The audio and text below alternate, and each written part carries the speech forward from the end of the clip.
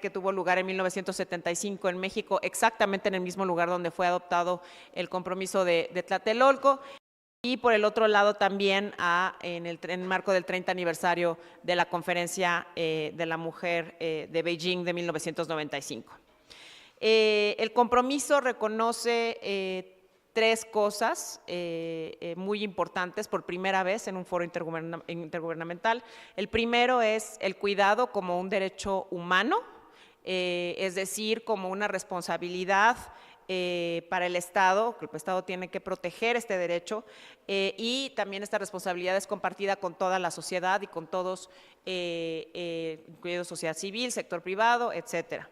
Por el otro lado, establece una década de acción que va de 2025 a 2035 con metas concretas para avanzar hacia la igualdad sustantiva y construir sistemas integrales de cuidados robustos y sostenibles.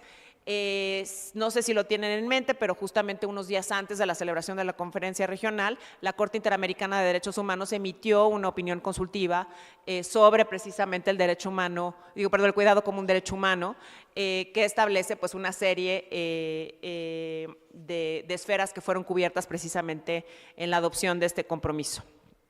Y es decir, por ejemplo, el marco normativo, los marcos institucionales, la movilización de recursos, el enfoque interseccional, precisamente con otras, por ejemplo, hay un párrafo muy importante sobre el tema de los derechos de las mujeres indígenas como cuidadoras, como también salvaguardadoras, digamos, del medio ambiente y de la tierra, ¿no? Por el otro lado también el tema de cooperación internacional, el avance en mecanismos de evaluación y rendición de cuentas y finalmente el impulso precisamente a políticas públicas para formalizar y profesionalizar el trabajo de los cuidados y proteger de manera efectiva a los derechos de quienes los realizan, ya sea de forma remunerada o no remunerada, pero también reconocer el derecho al autocuidado por parte de los sujetos, precisamente sujetas que cuidan en el día a día. Con este contexto, esta mesa nos invita a preguntarnos cómo pueden las ciudades implementar este compromiso y transformarse hacia ciudades centradas en los cuidados, precisamente como la base para efectos de lograr un desarrollo sostenido e igualdad de oportunidades para absolutamente todas y todos. Entonces, pues me acompañan aquí unas grandes funcionarias y funcionarios panelistas que estoy segura que nos darán unas buenas ideas sobre cómo avanzar hacia este objetivo. Primero, me permito presentar a Andrea Chazaro, que es oficial nacional de programas para la eliminación de la violencia contra las mujeres. Alejandra, perdóname, Cházaro, perdóname. Es oficial nacional de programas para la eliminación de la violencia contra las mujeres de ONU Mujeres, aquí en México. Ella es egresada de la carrera en Derecho por la Universidad de La Salle y ha trabajado de forma cercana con sociedad civil y organismos internacionales. Anteriormente ocupó la posición de gerente de la iniciativa global Ciudades Seguras y Espacios Públicos Seguros para mujeres y niñas de ONU Mujeres en México y también colaboró en diversos proyectos para prevenir y eliminar la violencia contra las mujeres y las niñas. Bienvenida, Alejandra. Por el otro lado, está aquí mi amiga y aliada también de todos los días, Daniela Pacheco, de la Secretaría de las Mujeres, es directora de Política Exterior Feminista y Cooperación Internacional, comunicadora social y periodista por la Universidad de La Sabana, en Colombia, y en su trayectoria se ha especializado en cooperación internacional y gestión de proyectos, trabajando para distintas organizaciones y colaborando semanalmente como columnista de Milenio Diario. Bienvenida, Dani. Karina Arbizu es directora del programa de ciudades del World Resources Institute, arquitecta por el Tecnológico de Monterrey y maestra en diseño de ciudad y ciencias sociales por la London School of Economics. Anteriormente se ocupó el cargo de subsecretaria de Desarrollo Urbano y Vivienda en SEDATU y directora general de Innovación en la Secretaría de Economía. Su trayectoria combina urbanismo, género y sostenibilidad, impulsando políticas públicas y proyectos que promueven ciudades más inclusivas, justas y centradas en el bienestar colectivo. Bienvenida. Jimena Andión, ya te presentaron muchas veces, pero lo vuelvo a hacer.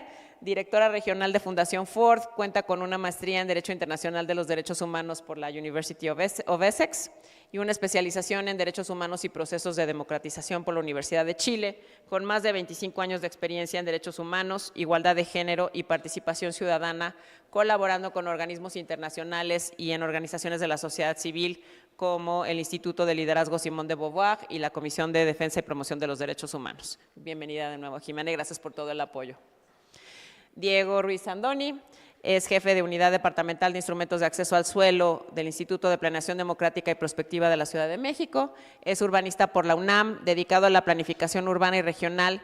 Desde 2023 es jefe de la Unidad de Instrumentos de Acceso al Suelo en el Instituto de Planeación Democrática y Prospectiva del Gobierno de la Ciudad de México, donde contribuye al diseño de herramientas para una gestión territorial más justa.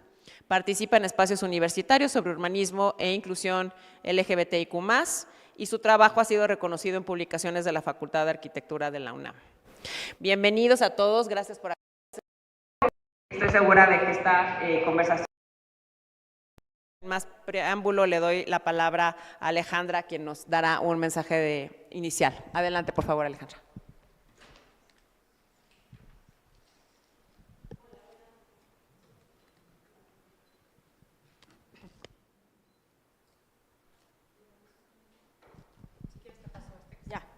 Creo que ya, sí.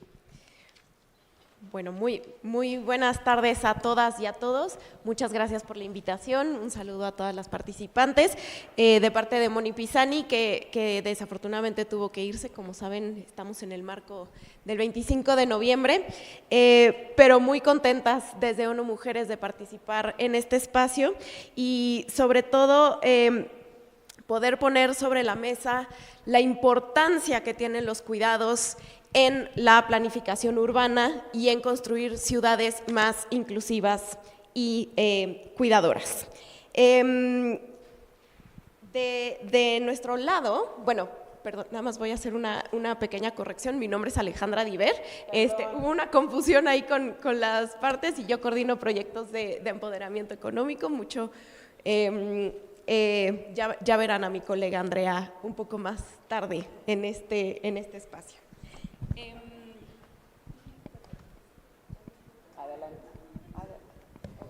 Habíamos pensado, originalmente estaba pensado un mensaje inicial, pero igual, de todos modos, asumo que los mensajes estarán más o menos centrados en torno a diversas preguntas. Yo, de todos modos, a lo mejor haría una primera más general, que es qué transformaciones estructurales necesitan las ciudades, ¿no?, para efectos de que el cuidado deje de ser una tarea percibida como individual o femenina y se convierta en un principio que ordene la vida urbana y la planificación territorial. ¿Cómo podemos utilizar lo que los gobiernos acordaron en el compromiso Tlatelolco para efectos de este tema? Gracias, Ale.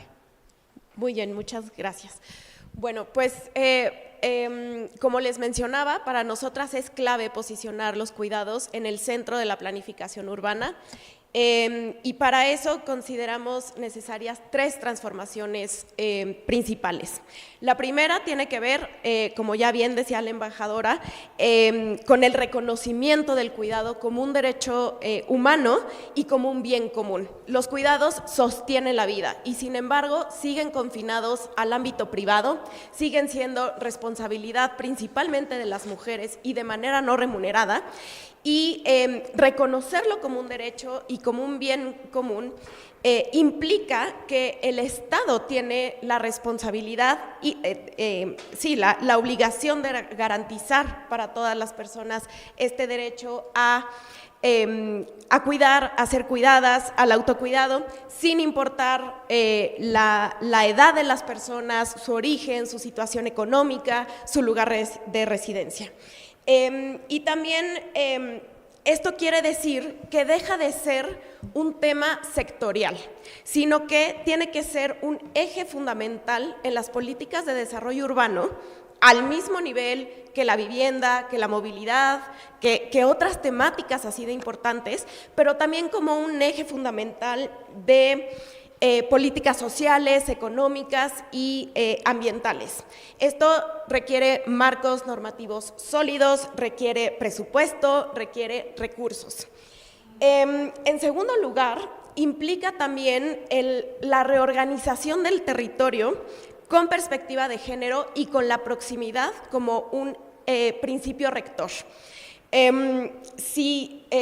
Bueno, sabemos en México, pero también en muchas otras ciudades en la región, las ciudades son extensas, son fragmentadas, desiguales, y una mujer que vive en situación de pobreza, que vive en la periferia, que cuida a sus hijos, a sus hijas, a sus padres que son mayores, se enfrenta a los desafíos, como ya hemos escuchado en el foro anteriormente, a estos desafíos en términos de que el transporte es escaso, está en malas condiciones, está saturado, y para ella lo que eso significa son traslados largos, son traslados costosos y que la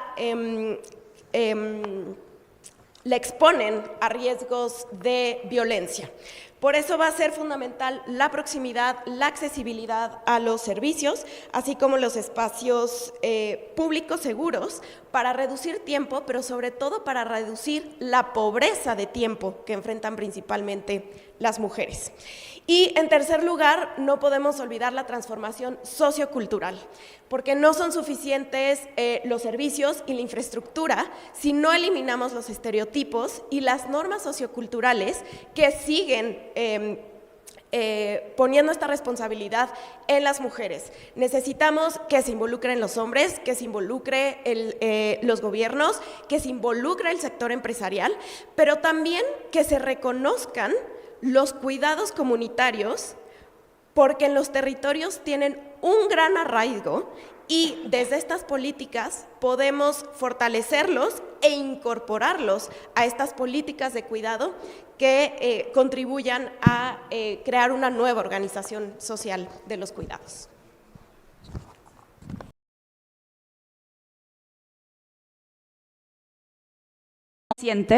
Si estos servicios están pensados desde la lógica de la oferta institucional y no desde la vida de las personas. Y tiene que ver con que los servicios que prestamos deben responder a la necesidad, especialmente de las mujeres, cuidadoras de nuestros sistemas, pero también de todas las familias y las personas que dependen de esas mujeres para ser cuidadas. Ahora, ¿qué pasa cuando hablamos de servicios, ¿no? Nos referimos a que los horarios deben ser compatibles con la realidad de las mujeres y no al revés. ¿Qué pasa cuando una trabajadora sexual necesita que se cuiden a sus hijos, a sus hijas, a sus hijes y les decimos que la guardería se cierra a las 7 de la noche, cuando ella inicia su trabajo? No estamos poniendo el Estado al servicio de las personas, sino acomodando o pretendiendo reorganizar el servicio de las personas a la lógica institucional, y ese es un gran error. Segundo, la atención centrada en las personas significa que la política pública debe reconocer que no existe una persona promedio o una mujer promedio más en un territorio tan diverso como es México. Somos, por ejemplo, un país no solamente de donde salen personas migrantes, sino que recibimos personas migrantes. ¿Qué pasa cuando tenemos un flujo reconocido de mujeres, de personas, de niños, de niñas haitianas, y cuando vamos a ofrecerles o decimos que le vamos a ofrecer un sistema de cuidados, no reconocemos que hay lenguas distintas, que hay una cultura distinta? Es decir, debe haber un reconocimiento de que todas las personas somos diversas. Y un tercer elemento, ya para terminar esta primera parte, tiene que ver con esta simultaneidad de los cuidados y el derecho de las personas, como bien se menciona en el compromiso de Tlatelolco, de las personas que cuidan, ¿no? No basta con que alguien reciba atención en tiempo y en forma, sino que también tiene que ver con que la persona cuidadora pueda dedicar parte de su vida a hacer todo o a desarrollar el proyecto de vida adicional a la carga de cuidados que generalmente ha tenido. Solamente para finalizar me gustaría terminar con que el Estado es quien se debe adaptar a la vida de la gente y no la gente a las limitaciones que podamos tener como Estado en términos institucionales. Lo dejaría ahí en principio. Muchísimas gracias, Dani. Me quedo con dos ideas muy importantes. La primera es el momento histórico, porque sí hay un vínculo muy grande y muy importante con respecto a lo que salió precisamente, no solamente el compromiso de Tlatelolco, sino todo lo que simbolizó la conferencia regional de las mujeres celebrada en México, por el momento histórico que precisamente vive México, con una presidenta, con una secretaria de las mujeres, pero además con este esfuerzo interinstitucional que acaba por no solamente por establecer un vínculo muy claro entre lo que estamos haciendo en materia de política exterior feminista y lo que se está haciendo a nivel interno, con políticas públicas, sino también el hecho de, muy importante, la transversalización precisamente de la perspectiva de género en no solamente, digamos, concentrada en la Secretaría de las Mujeres, sino en la Secretaría de las Mujeres como un eje articulador de todas las dependencias que tienen que participar precisamente en la construcción de este Sistema Nacional de Cuidados. Muchas gracias. Adelante, por favor, Karina.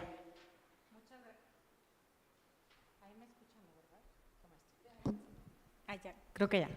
Muchas gracias y estoy muy feliz de estar por acá, de la invitación, de poder ser parte de esta conversación tan relevante para las ciudades mexicanas, las ciudades latinoamericanas, las ciudades en el mundo y para la vida de la mitad de las personas que la habitan, que somos mujeres, pero para todas, porque en realidad esta visión feminista es una visión emancipadora para todas las mujeres, para todas las personas. Entonces, a mí me gustaría enfocarme en tres, algunos ya los mencionaron, pero por lo mismo, porque son estas transformaciones de fondo que se necesitan. La primera transformación, desde mi perspectiva, es una transformación sociocultural. La segunda tiene que ver con una transformación económica y del modelo económico que tenemos. Y la tercera es una transformación territorial. Y cuando hablo de una transformación sociocultural, pues ya lo vemos, la ENACIG nos lo dice, que 3 de cada 4 personas que realizan labores de cuidado en México son mujeres. Y hasta que esta realidad no se transforme, en donde no hayan estos sesgos de género o esta división sexual del trabajo tan marcada, es que vamos a poder tener una transformación real. Entonces, esto pasa por diferentes tintes y diferentes herramientas, pero una tiene que ver también con la democratización del conocimiento. Muchas veces lo que sucede en la vida cotidiana no pasa a la política pública y a veces lo que pasa en la política pública no se traduce en la vida cotidiana y muchas veces muchas de estas discusiones de género se quedan en círculos muy especializados. Entonces, ¿cómo poder democratizar el conocimiento en todos los sentidos para que pueda haber esta transformación sociocultural y que empieza no únicamente en los hogares, pero también en los hogares para no seguir digamos, repitiendo estos sesgos inconscientes de género o trasladándole esta responsabilidad a las mismas personas cuidadoras o personas educadoras. Lo segundo tiene que ver con una transformación económica. Ya esto me refiero es a qué le damos valor en la economía y en el diseño también de nuestras ciudades. Entonces, aquí quisiera poner varios ejemplos. En México, en las cuentas, por recomendación de justo Naciones Unidas, las cuentas públicas ya incluyen en su gran mayoría un conteo de lo que representan los trabajos de cuidado y el trabajo no remunerado. En México, si no estoy mal, la última encuesta era el 24.3% del PIB. Esto es mucho más que la industria de la manufactura. Entonces, por un lado está contabilizarlo y visibilizarlo, un trabajo fenomenal que han hecho las economistas feministas, pero si todo sigue centrado alrededor de las actividades productivas y cómo facilitamos en las ciudades y en todo nuestro sistema las actividades productivas y no las reproductivas, entonces vamos a seguir replicando muchos de estos patrones, muchos de estos sesgos inconscientes. Cuando ponemos al centro la vida y le damos valor desde la economía misma, en una forma mucho más integral, mucho más colectiva y comunitaria, esto se va a transformar. Y la tercera tiene que ver con una transformación territorial y en esta me gustaría enfocarme en dos cosas, que es una transformación multiescalar, pero también multiactoras.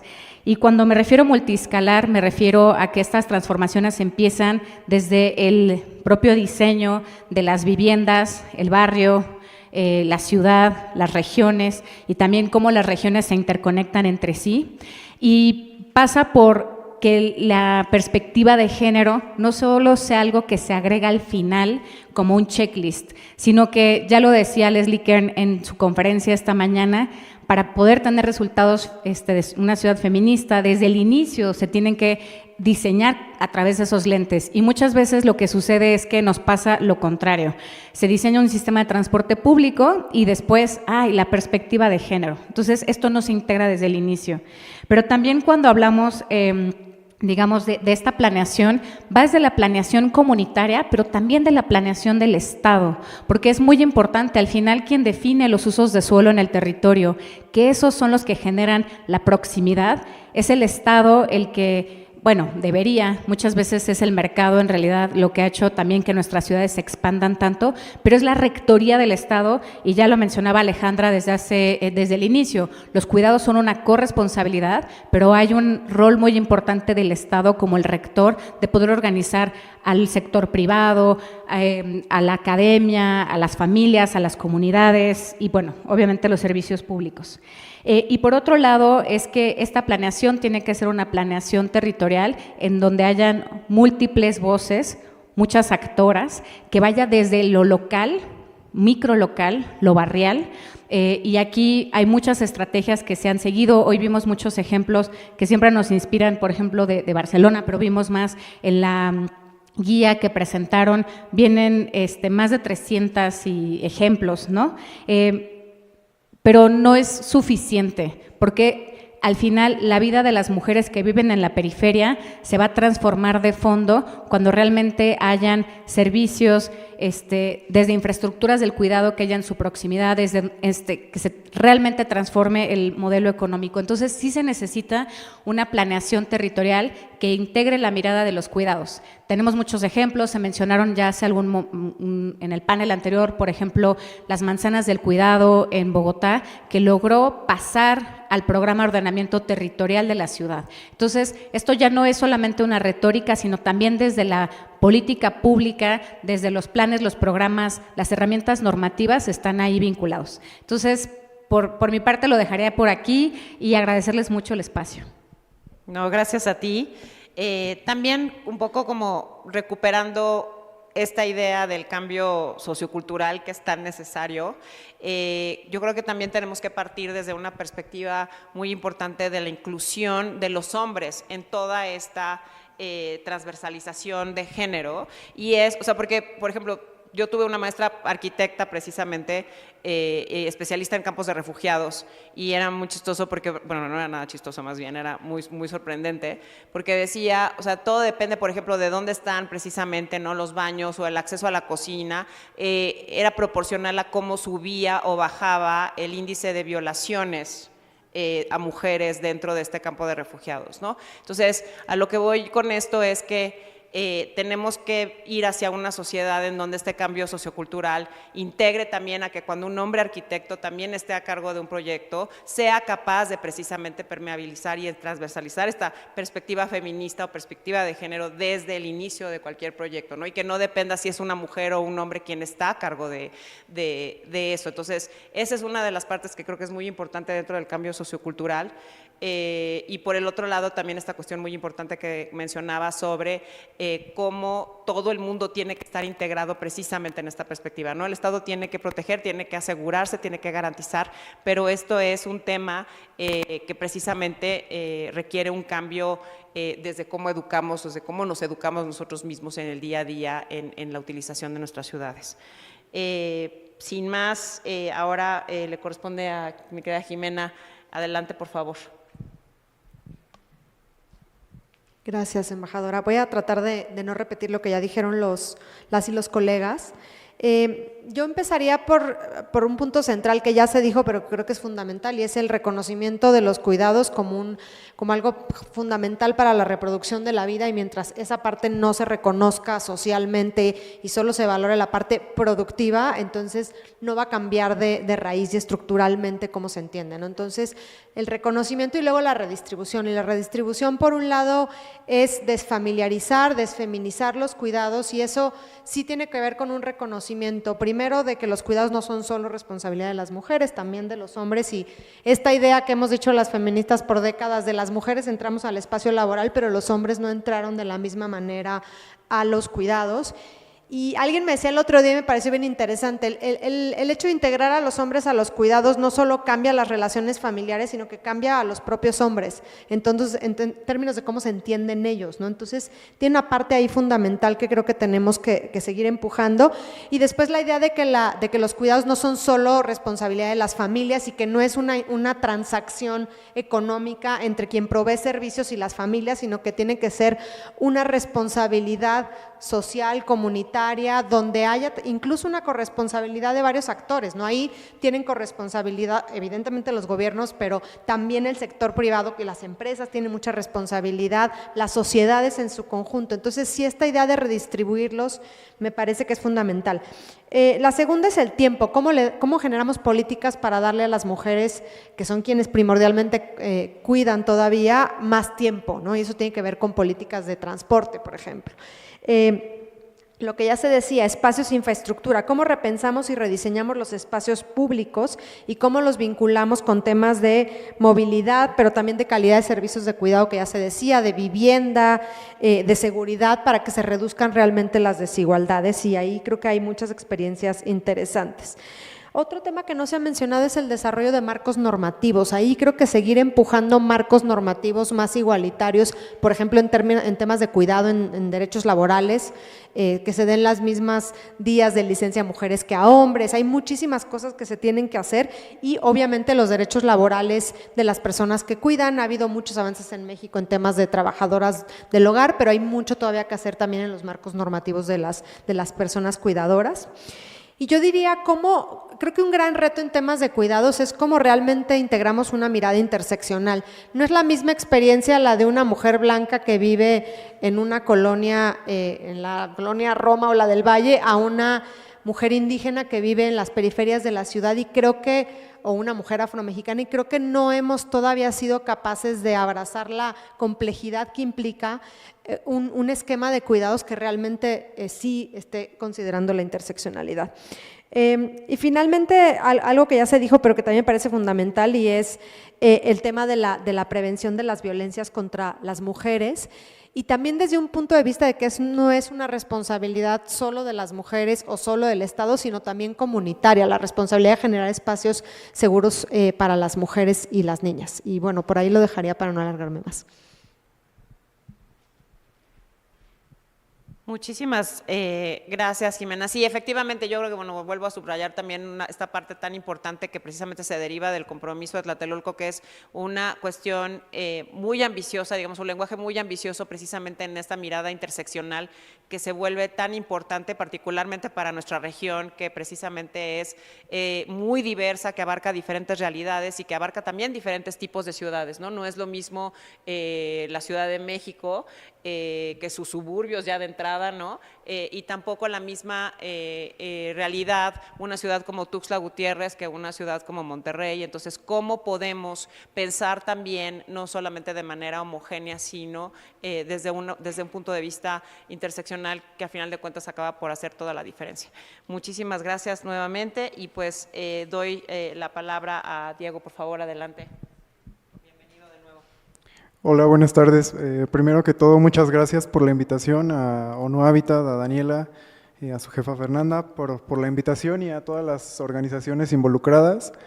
Sí, bueno, la verdad es que ya dijeron como muchas cosas que tenía también en mente, pero abonando a la discusión, por ejemplo, del tema desde la interseccionalidad, pues sí recalcar esta parte de que a veces hablamos como de las mujeres como si fueran un solo concepto, pero en realidad hay muchísimas realidades.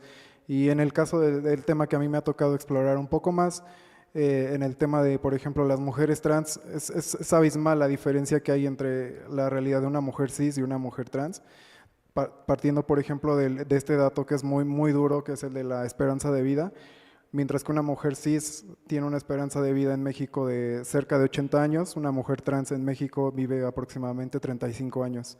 Entonces, desde ahí nos habla de todas estas desigualdades que se van acumulando en el trayecto de vida de especialmente, bueno, de toda la comunidad LGBT, pero especialmente de las mujeres trans y personas no binarias, que son las más vulnerables.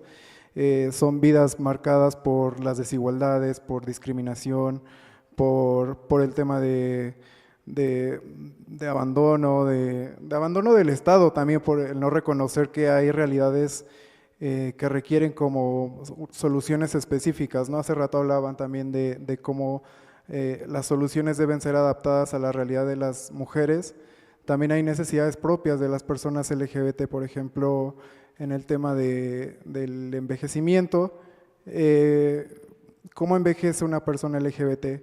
Muchas veces hablamos de que en el envejecimiento, pues las familias, las mujeres, las hijas son las que se hacen cargo del cuidado de las personas mayores, y en el caso de las personas LGBT que no tienen hijos, ¿quién se hace cargo?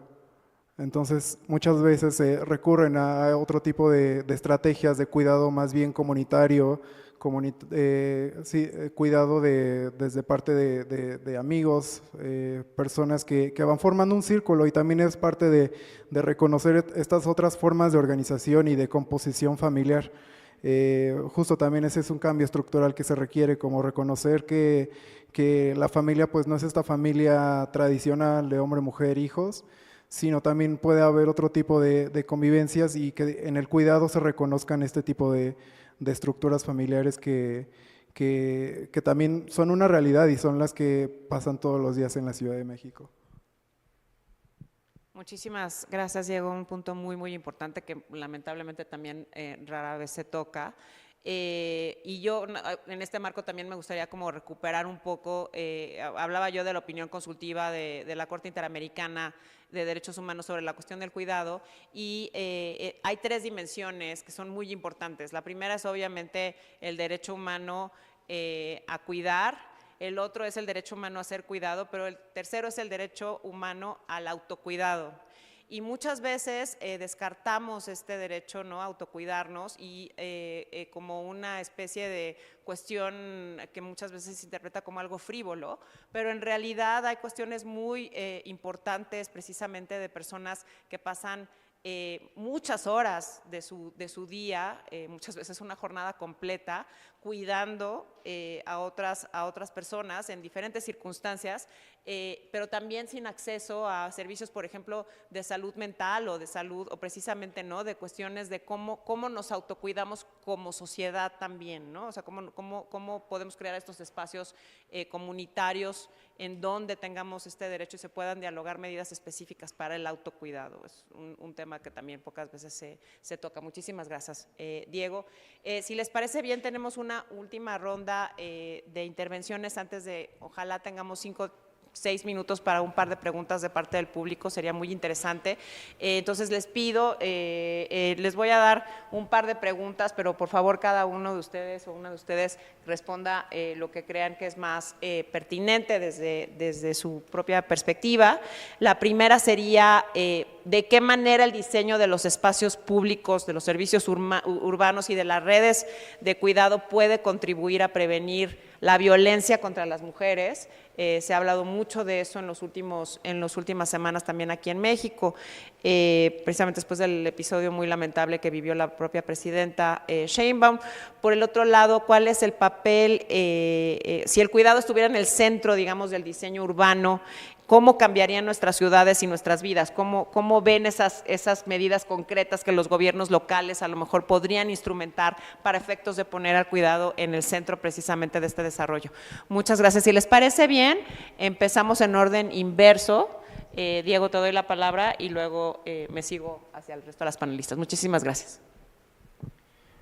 Sí, justamente pensando en estos cambios estructurales y que concretamente nos referimos, por ejemplo, al incluir o al tratar de incluir a la población LGBT, pues muchas de las demandas también, o sea, son compartidas, ¿no? Obviamente no es como que las personas LGBT vivan en una realidad diferente. Sin embargo, hay cosas que experimentan de otra forma, al igual que las mujeres. Por ejemplo, tan solo en el tema de la vivienda, pues muchas veces ahora, por suerte cada vez menos, pero muchas veces las personas LGBT son expulsadas, ¿no? Cuando revelan su identidad de sus familias, se dan estos casos de discriminación. También muchas personas que vienen a la Ciudad de México en concreto, por ejemplo, porque tienen una idea de que aquí las cosas son más fáciles o son diferentes que al interior de la República, y sí es cierto, pero también hay un montón de violencia que todavía hay en la ciudad, y a pesar de que se han reconocido un montón de derechos, la verdad es que en la realidad la violencia sigue estando presente. En ese sentido, pues por ejemplo, hacen falta centros o lugares de refugio temporal para personas en situación de calle. También otro dato, por ejemplo, las personas LGBT, la mayoría, bueno, de personas en situación de calle, la mayoría son LGBT justamente por esta trayectoria de violencias y de discriminación estructural que recae sobre ellas.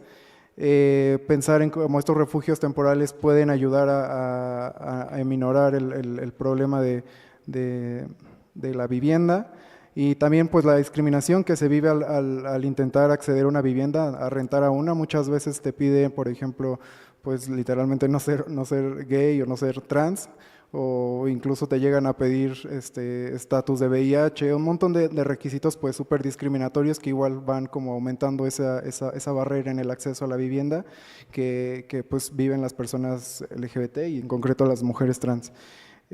También el tema de bueno, justicia territorial, súper importante, que no solamente estos equipamientos estén presentes en los lugares donde la población LGBT es más visible, ¿no? Como Zona Rosa, el centro, sino también en las periferias, que ahí es donde realmente se están librando como estas batallas por realmente una ciudad inclusiva que acepte todas las diversidades. Y la verdad es que muchas veces este tipo de equipamientos, por ejemplo, en la periferia, la clínica Iztapalapa, la clínica Condesa Iztapalapa, pues es un buen ejemplo, ¿no? Porque retoma como esta parte de atender a un grupo específico de la población y al mismo tiempo estar en la periferia y detonar también conversaciones sobre cómo puede ser un espacio realmente inclusivo en un lugar pues aparentemente cerrado, como podría ser la periferia del oriente de la ciudad. Bueno, la parte de las personas mayores LGBT es súper importante apoyar pues las casas de día. Bueno, también la verdad es que la mayor parte de estos servicios que hay para la población LGBT actualmente los brindan organizaciones de la sociedad civil. Entonces, pues se requiere apoyar a este tipo de organizaciones que son las que están llegando donde el Estado no puede, que son cosas, digamos, muy específicas o para un grupo de personas muy específicas. La verdad es que las organizaciones están haciendo un trabajo muy grande para llegar a estos servicios. También el tema del trabajo informal, bueno, el trabajo en general, pues las personas LGBT mayormente no pueden, bueno, especialmente las personas trans, otra vez, las mujeres trans, enfrentan muchísimas barreras para acceder a un trabajo formal. Y obviamente pues esto es lo que causa, ¿no? de este tipo el dedicarse a otro tipo de trabajos de manera informal, desde el trabajo sexual hasta el comercio en la calle, que muchas veces también pues es perseguido y es criminalizado incluso. El caso, por ejemplo, ahorita de las trabajadoras sexuales en la calzada de Tlalpan que se están manifestando contra la ciclovía que está planeándose rumbo al Mundial. Este es un claro ejemplo de cómo pues hay un grupo al que no se le está tomando en cuenta en esta solución que es aparentemente de movilidad, pero que pues también tiene que ver con un montón de dinámicas sociales que están sucediendo en esta zona y que deberían tomarse en cuenta porque pues son las personas que lo viven todos los días. Bueno, también en el tema de vivienda, reconocimiento de cooperativas de vivienda y otros modelos alternativos como el cohousing, que pues justamente podrían ser una solución para esta parte de la crisis de la vivienda, pero al mismo tiempo pues desarrollando esta convivencia intergeneracional y de distintos grupos. Gracias. Sobre el tema del diseño de las ciudades y la prevención de las violencias, yo creo que sin duda la organización de las ciudades es un factor determinante en prevenir las violencias de género, y esta pregunta me hizo recordar, yo hace 25 años que empecé a trabajar en este campo, empecé a trabajar justo con el tema de las mujeres asesinadas y desaparecidas en Ciudad Juárez. Y para mí fue muy impresionante que en ese momento se empezó a hablar de cómo el diseño de Ciudad Juárez era un diseño que justamente propiciaba la violencia o las violencias contra las mujeres, ¿no? Y me acuerdo de muchas discusiones que para mí eran nuevas en ese momento, pero fíjense cómo seguimos hablando de esas cosas ahora. Era justo, por ejemplo, una de las mayores sectores que estaba afectado por la violencia y las desapariciones y los asesinatos eran mujeres que trabajaban en las maquilas. Y ellas, había cosas tan simples que nos decían como, ¿qué necesitan? Alumbrado. Las calles por las que tenemos que transitar no tienen alumbrado público, entonces es muy fácil que alguien nos levante, ¿no? En ese sentido, así como se dice allá, ¿no? Entonces, alumbrado. Después nos decían transporte, que las maquilas pongan transporte porque son zonas muy peligrosas. Entonces, eso, alumbrado, transporte. Después tuvo una discusión súper interesante sobre el tema de los espacios públicos, ¿no? Ciudad Juárez era una ciudad todavía, pero ahora menos, que no tiene parques públicos. ¿Cuáles son los espacios para que la gente conviva, para que haya cohesión social en una ciudad que es una ciudad de migrantes que van a trabajar y de migrantes muchos que no tienen un sentido de pertenencia a la ciudad porque lo que quieren es irse al paso, ¿no? Entonces, me parece que volver a esas cuestiones es fundamental. En ese momento en Ciudad Juárez sí se implementó un plan de mejoramiento territorial que ayudó, pero me parece que es una discusión tan viva y tan actual hoy sobre cómo queremos pensar las ciudades de otra manera para que realmente las mujeres y las niñas puedan caminar sin miedo, ¿no? Para que se puedan sentir seguras, para que puedan disfrutar de las ciudades. No se trata nada más de no vivir con miedo, también se trata de cómo pueden las personas disfrutar las ciudades, y ahí el tema de los espacios públicos, de la seguridad, de la movilidad en el transporte son fundamentales.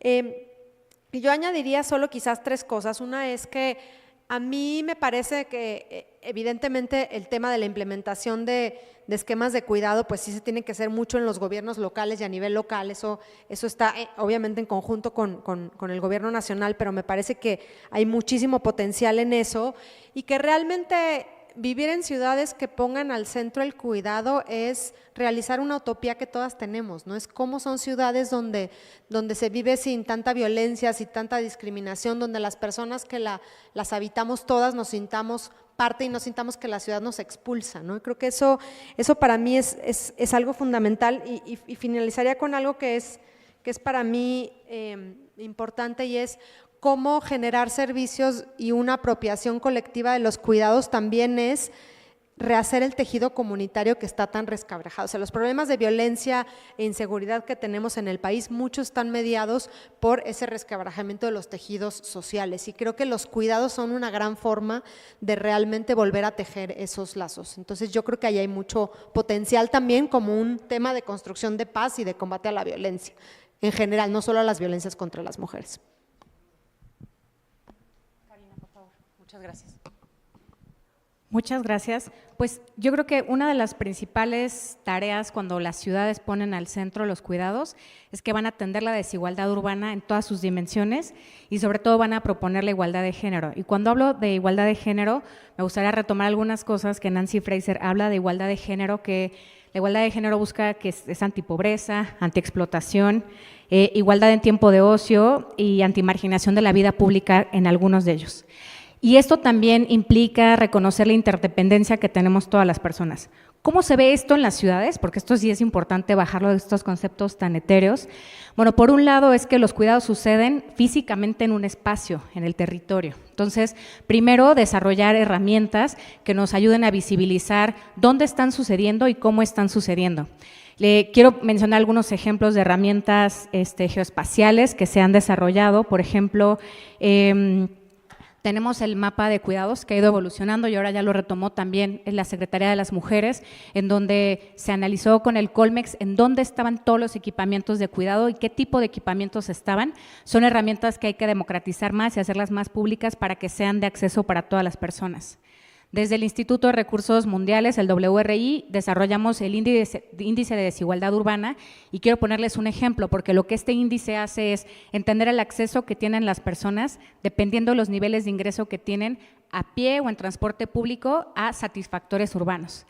Y en el 2022 se hizo el análisis para la zona metropolitana, el área metropolitana de Guadalajara, y las mujeres de mayores niveles de ingreso tenían 8 veces más posibilidades de acceder a una guardería o a un centro de cuidado infantil que las mujeres que menos ganaban en una ventana de tiempo de 15 minutos. Entonces, la desigualdad urbana genera pobreza de tiempo para las personas, especialmente para las mujeres que menos tienen. Otra cosa muy importante es esta intersección que tienen que tener los usos de suelo con la movilidad y el diseño de los sistemas de transporte público. Entonces, cuando hablamos de uso de suelo, me refiero en un terreno que se puede construir, y cuando tienes una mezcla de uso de suelo es posible la proximidad, pero no únicamente eso. Por eso el componente de los lentes de la accesibilidad es muy importante. Ustedes piensen en un ejemplo que tal vez porque estamos aquí en la Ciudad de México y no quisiera ser chilangocentrista, pero piensen en Santa Fe.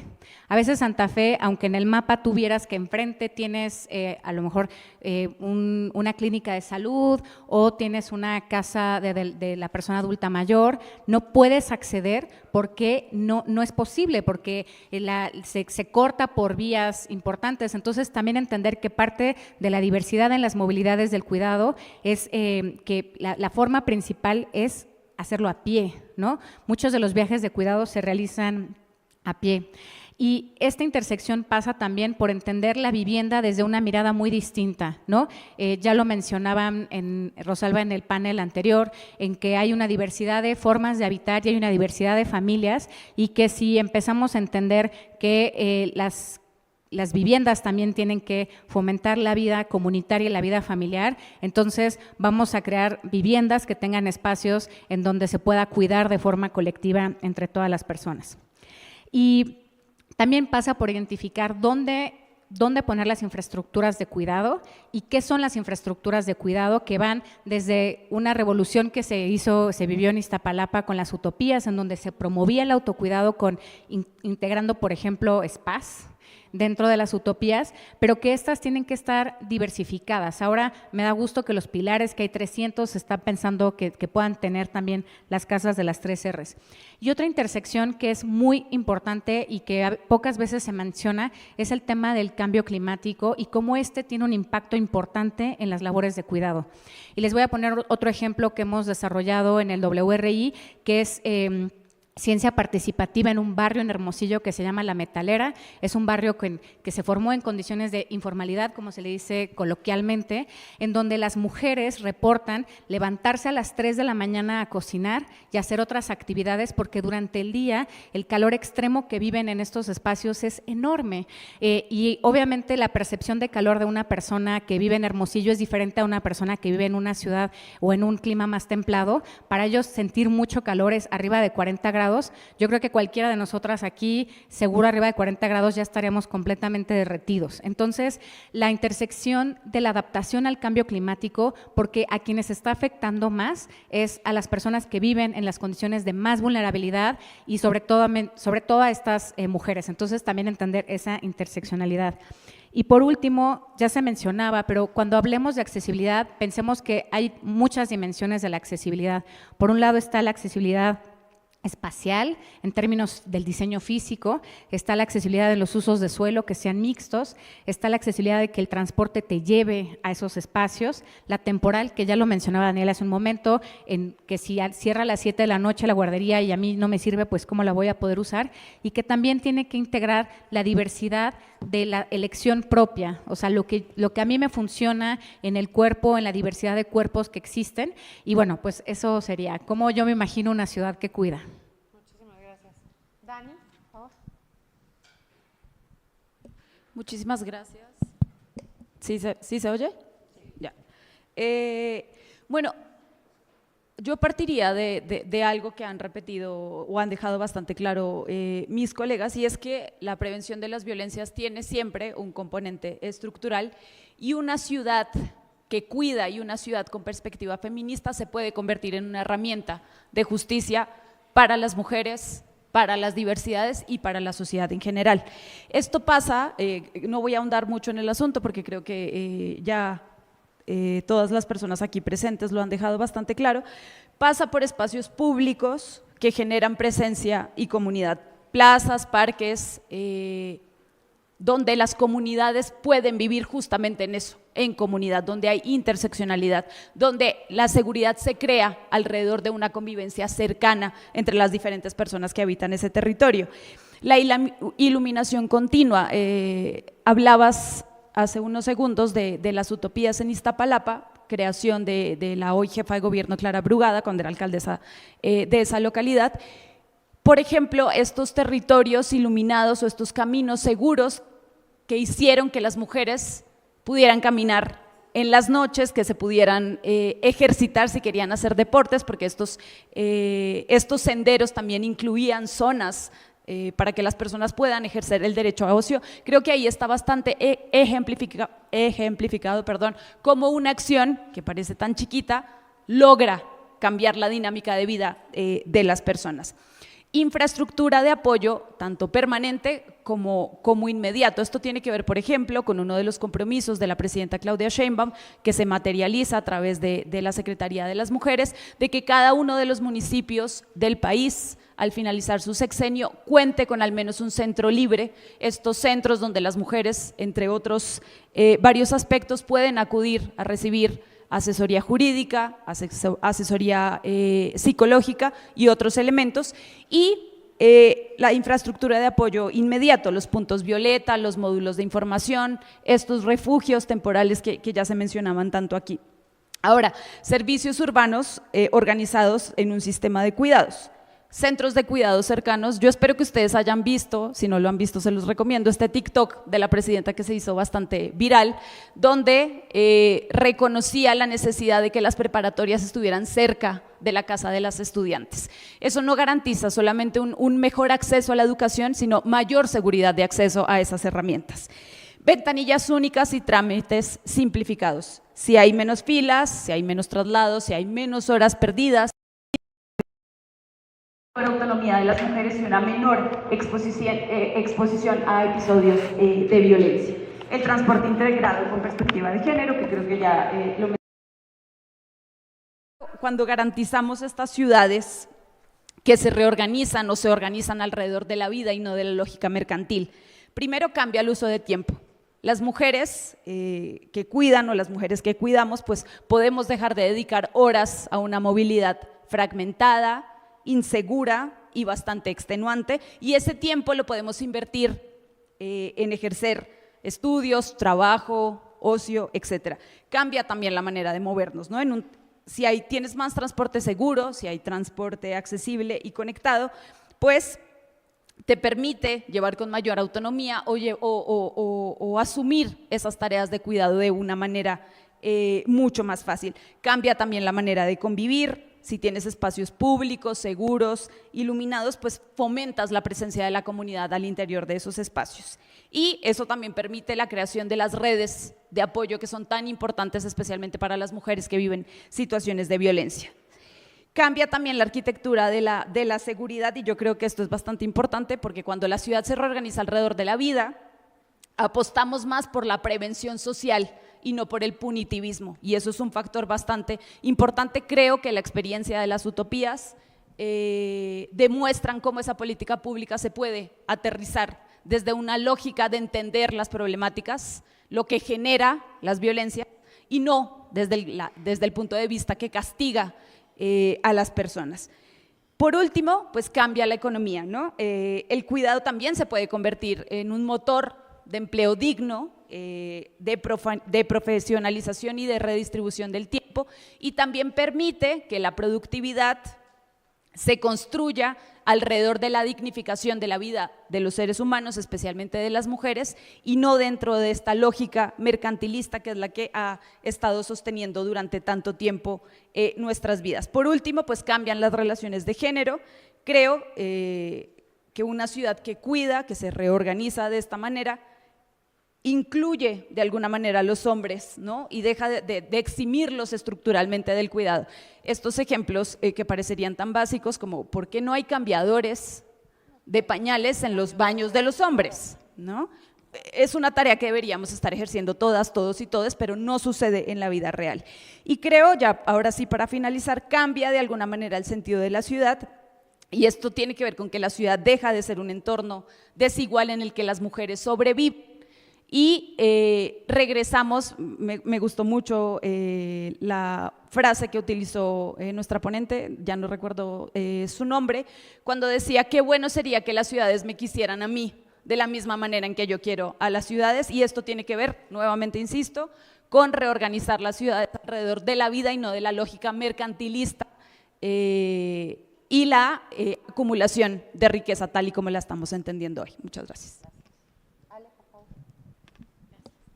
Bueno, yo retomo la idea que ya se ha mencionado, pero esto de que las ciudades no son neutras, y esto significa que el modo en el que están diseñadas sus calles, su transporte, sus servicios, sus espacios públicos, previenen violencias o las reproducen. Entonces, cuando miramos la ciudad desde la experiencia de las mujeres, podemos ver claramente dónde están las oportunidades para transformarla.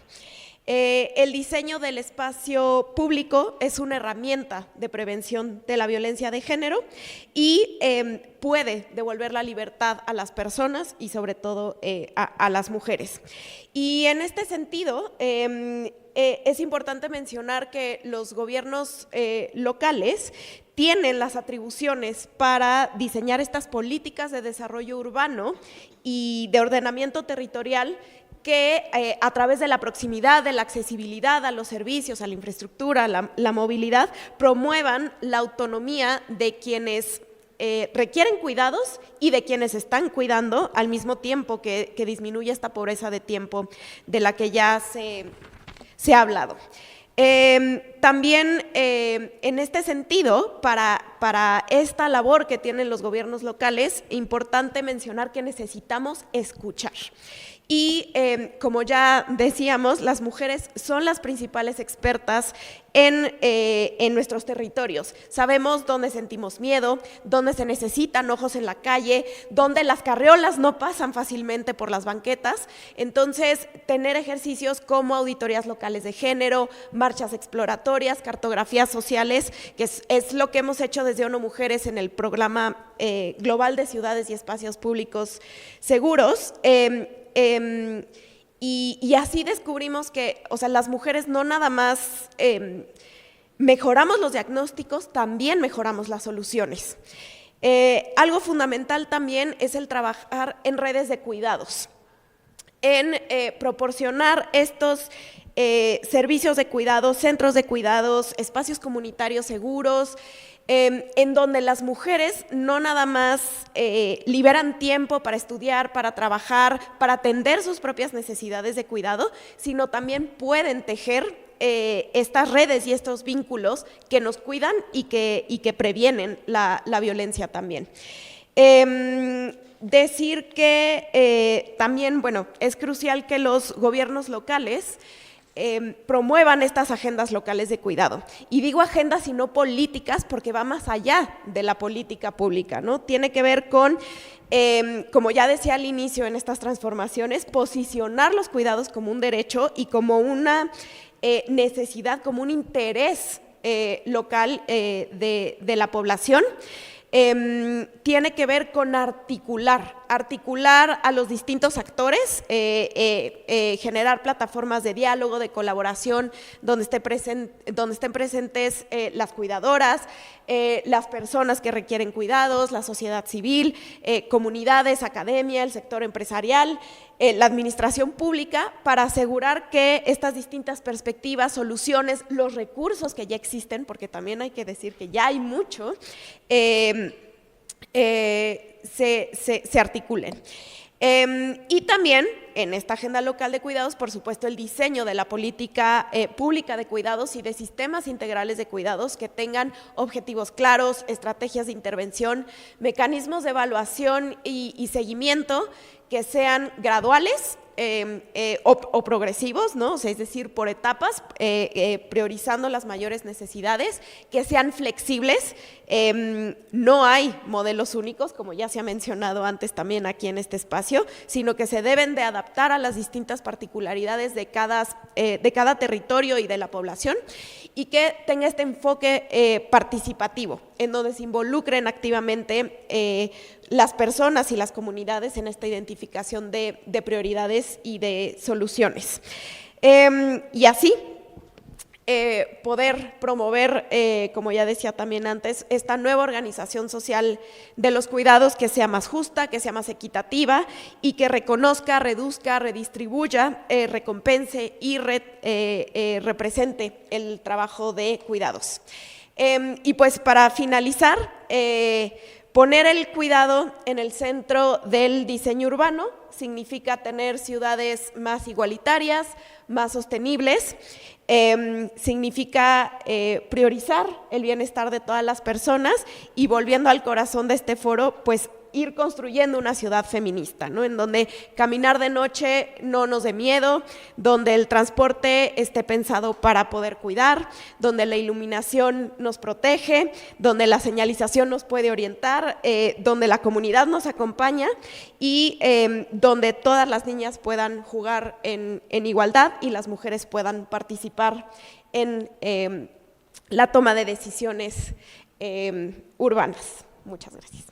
Muchísimas gracias, Ale. Tenemos literalmente 5 minutos. Yo adoro a mis panelistas, no solamente porque fueron súper sustantivos, y la verdad es que me dan muchísimas ganas de seguir esto, ya sea con un mezcal o con lo que sea, pero porque de verdad que se tocaron puntos muy, muy importantes. Pero además las adoro porque se ciñeron al tiempo. Yo tenía mi cronometrito al principio y luego ya lo dejé pasar porque la verdad creo que se hizo también bastante casual y bien esta conversación. Si hay alguien que tuviera una pregunta, es ahora o nunca. Si tienen pena, les voy a dar 15 segundos para que superen la pena. 1, ¿no? ¿Nadie? Tienen hambre, exacto, esa es la palabra. Bueno, pues nuevamente muchísimas gracias, de verdad, un aplauso a todos ustedes, ha sido un privilegio moderar esta.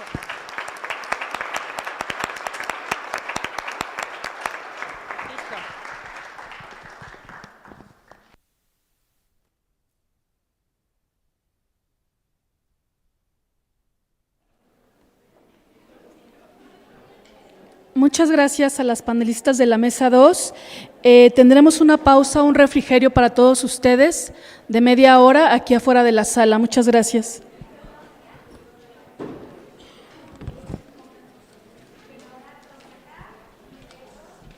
Es que ayer estuve caminando por allá y ya se me fue mi bolsito.